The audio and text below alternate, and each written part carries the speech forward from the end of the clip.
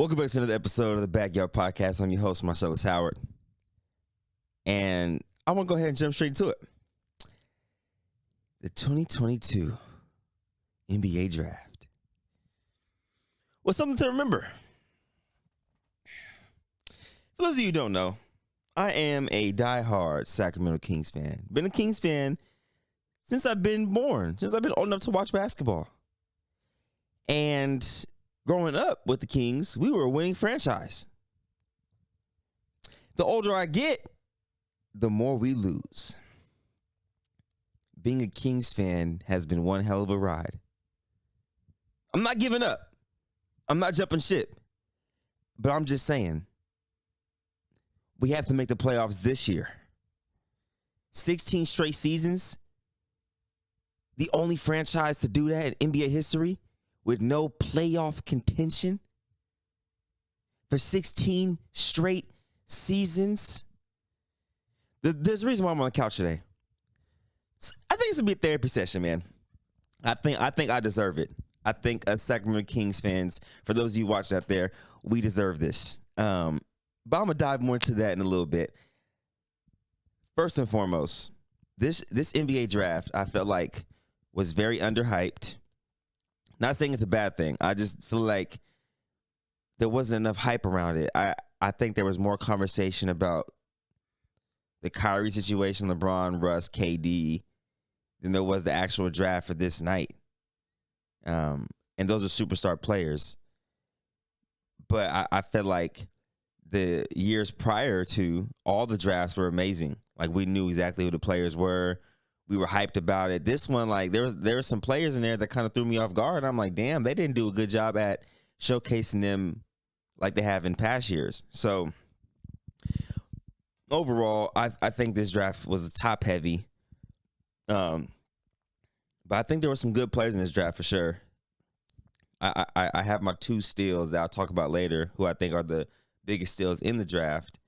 But other than that, I mean, yeah, Sacramento Kings, baby. Woo! The rookies. You know, we always talk about the outfits, man. Number one draft pick. You know, I actually have trouble pronouncing his name. I literally have trouble pronouncing his name. I think it's Paolo.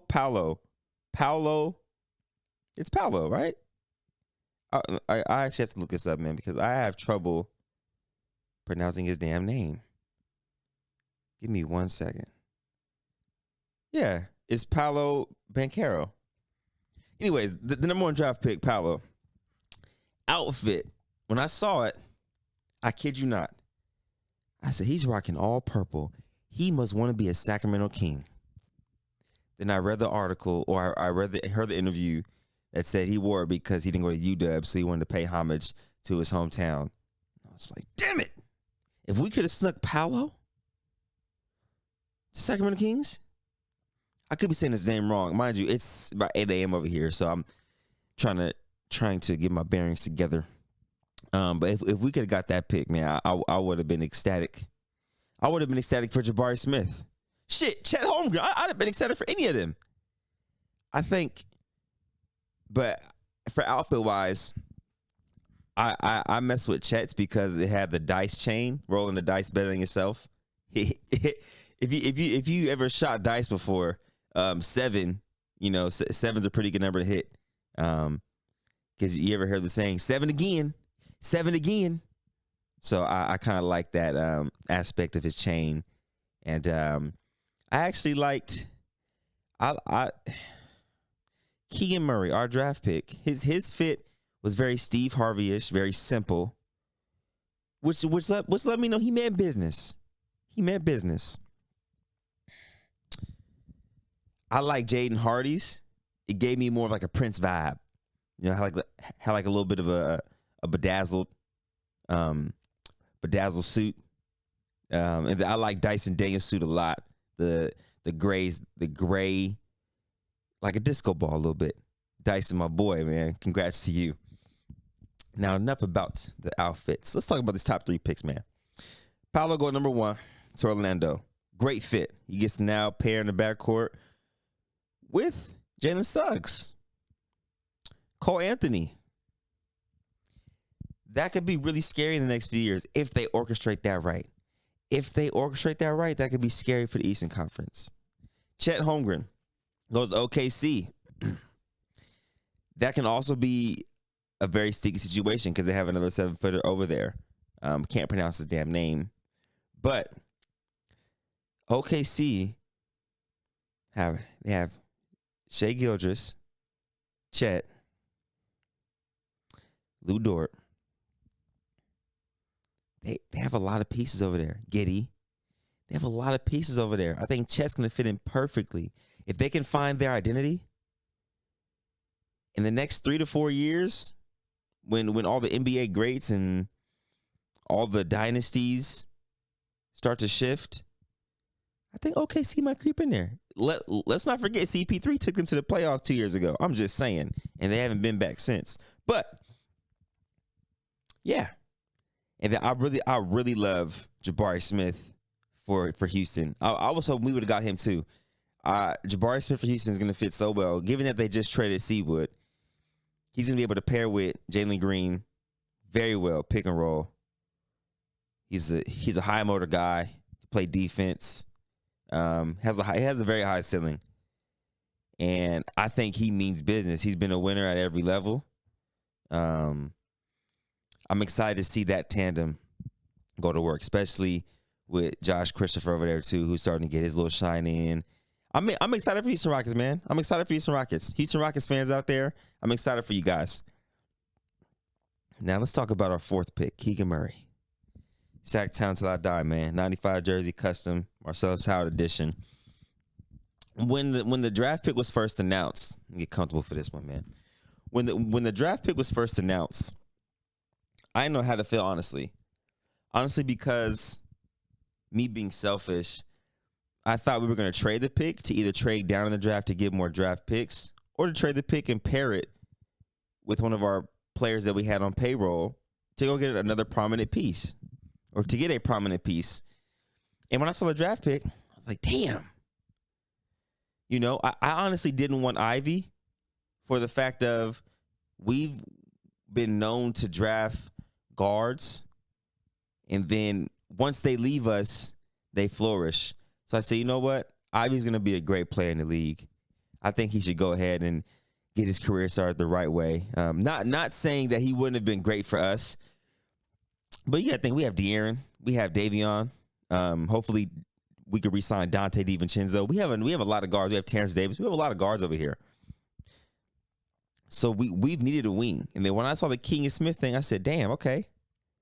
He can play the wing. Play defense a little bit. So I started doing more research.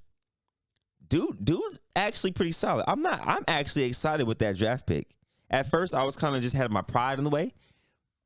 But Keegan Murray can freaking hoop, bro. He can ball. Sacramento Kings fans, we got something to be excited about. He's a wing. We were in dire need of a wing. A two-way wing who play defense, can shoot the ball, athletic, pretty smart on the court. As a winner, what more can we ask for? I have some stats drawn down here. His freshman year at Iowa, get this. He was Big Ten all freshman, right? He averaged 7 points, 4 rebounds, 1 assist. 50% from the field, 60% 2-point percentage, 30% from 3, 76% from the free throw line. Mind you, the very next year, he goes from 7 points a game. Now he's averaging 24 points a game, 9 rebounds, 2 assists, 55% from the field, 62% from 2-point, 40% from 3, 75% from the free throw line. 26-10 record. He's led the Iowa. Shit. What's their damn mascot? Anyways, he's led Iowa in the Big Ten to a 26-10 record. He was consensus All-American, 2022 All Big Ten team, and Big Ten tourney MVP. I think we got us one hell of a player. And after watching some highlights, I was excited. It's not super flashy. We don't need no super flashy. We don't need nothing super flashy. We need someone to come in there and get the damn job done. I think we might have, not necessarily still, but no one had Keegan Murray in their top 4, and we shook the room a little bit. I'm not mad at that draft pick at all. I think we got us one hell of a player who's a winner, and I think someone that can come in, impact our team right away. We're not trying to. We're done with the rebuild process, bro. We got our max point guard in De'Aaron. We got what? Shoot, I think we owe us a bonus like 60 mil, right? So we got an all-star forward that's been an all-star in the East, power forward center, and now we have a wing who we can kind of throw in there or come off the bench behind Harrison. However we want to do it and orchestrate it, we have a wing piece now that I think will come in and impact us right away. Now I talked a little earlier about how it's been 16 years, 16 long years, man. I have this fact sheet. The past 16 years, our record in the NBA. Mind you, we haven't made the playoffs since 2006. Right after that, we go 33 and 49. 2007, we go 38 and 44. 2008, 2009. Now I'm gonna just read off the past 16 records. Let's start again. 33 and 49, 38 and 44, 17 and 65. That's ass. 25 and 57, 24 and 58, 22 and 44, 28 and 54, 28 and 54, 29 and 53, 33 and 49, 32 and 50, 27 and 55, 39 and 43, 31 and 41, 31 and 41, 24 wins last season, and 43 losses. Wait, is that right? Wait a minute. 6. Nigga, that's not right. It's supposed to be 82 games last season. Hold on, time out. Am I, man, give me, man, hold on. They trying to cap on a nigga, man. One second. My bad. Excuse my language. Sacramento Kings record. 2021. All right, our record was, there we go, 31 and 41. Who? Dang. So this thing is cap. Who the hell? Dang, that could be all cap, chat. I read it off the NBA website. It must have not been updated. Wow. Either way, I'm over it. I don't remember the last time we've had a winning record. So the 16 years. I don't even think we've had a record. We haven't had 40 wins. I don't think we've had 40 wins in 16 years. Think about that. We haven't had freaking 40 wins in 16 years. Correct me if I'm wrong. I'm all over the place because I'm emotional. All right? Bear with me. I just read something that the records could be false, but I know for a fact we haven't had a winning record. So I do know that for a fact. So F how many games you won, I know we haven't had a winning record in 16 years. Yeah.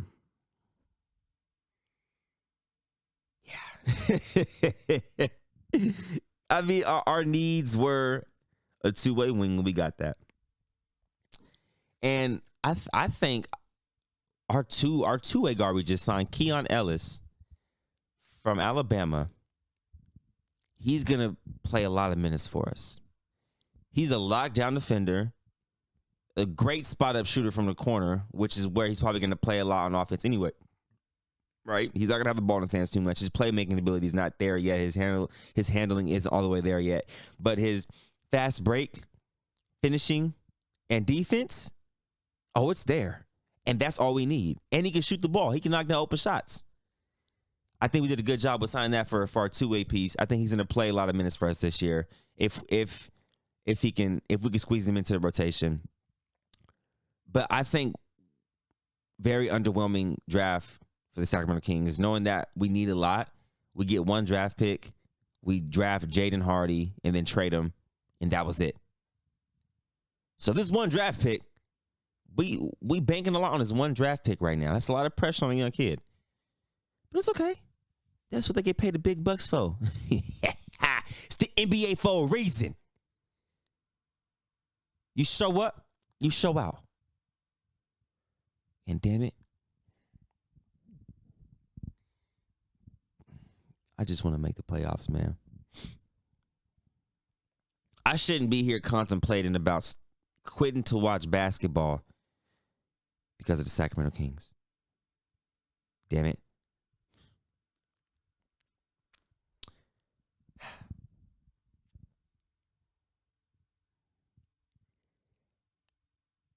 Whew.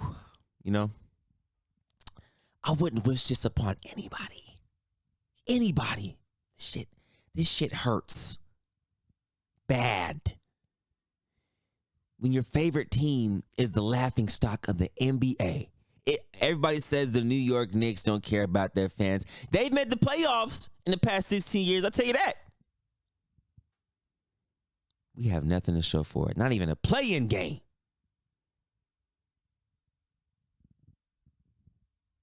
Not even a play-in game. This is the year. If we can't make the playoffs this year under Mike Brown, I give them one more year. And if we can't make the playoffs in 18 seasons, if we can't make a play-in game in 18 seasons, a lot of people got to go. I don't know who and I don't know how. But what I do know is something's got to happen because us fans, we pay our hard-earned money to support our team. We have one of the strongest, if not the strongest fan base in the NBA today. 16 years of losing and we still sell the arena out. 16 years of losing and we still show up every game. 16 years of losing and we still watch every damn game. Huh? I saw a thing yesterday of the draft picks that we passed up on. It sucks because of how good they are now, but at the time we couldn't have told. Like, there was no way to be like, oh yeah, that person's going to be an all-star Hall of Famer. There was no way to tell that, right? Passed up on, of course, the Luka Doncic thing, but Marvin Bagley's balling in Detroit right now, so I don't think we used him correctly. Passed up on Klay Thompson, Damian Lillard.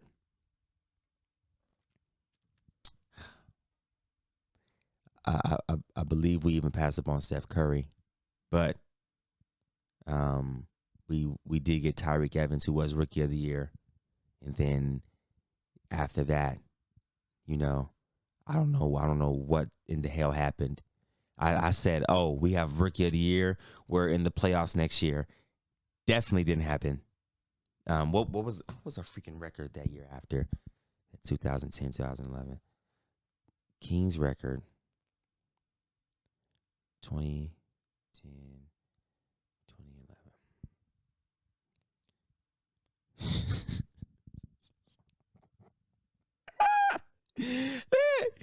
Bro, in 2010, in 2011, after that, I think, wait, what year was Tyreek Evans drafted?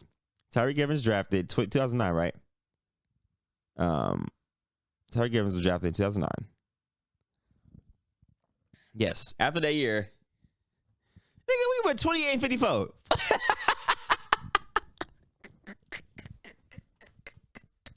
I said, we got the Rookie of the Year. We're going to the playoffs next year. And we managed to win 28 games.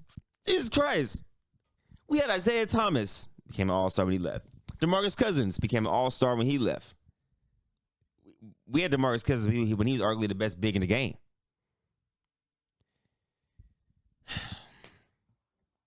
I don't know, guys. I don't know, y'all. I just feel like every Sacramento Kings fan should get a free therapy session from a top therapist in Sacramento. We need it. We need it. We've been through a lot of trauma. We've been through a lot of trials and tribulations, and we haven't seen the light at the end of the tunnel. We haven't seen it, and we need to see it this year.